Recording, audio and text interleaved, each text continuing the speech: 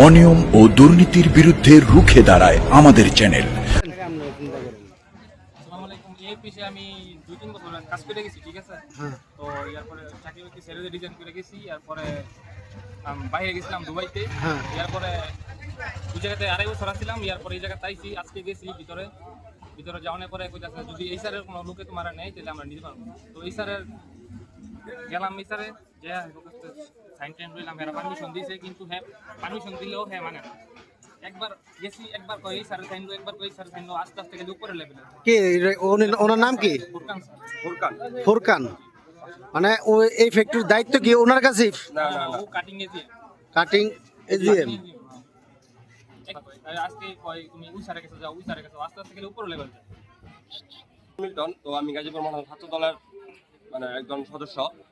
বিগত দিনে আপনার কাথরাতে প্রোগ্রাম ছিল রনি এমপি ডিভিশনের মাননীয় এমপি সাহেব রনি ভাই।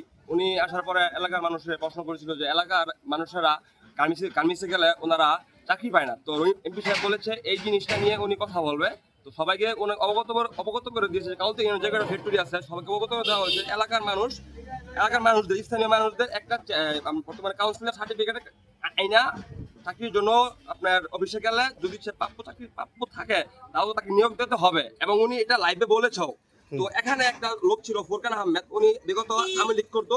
ও 5 তারিখে ওই চট্টগ্রাম থেকে এখানে এসে স্থায়ী করছে।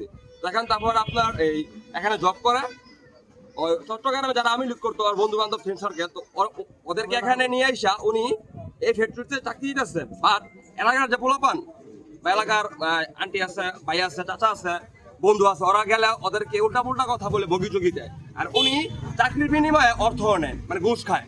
এটা আমাদের কাছে ভালো লাগে নাই। আমরা কেন এটার বিচার পাইতেছি না, এটা আমাদের দাবি।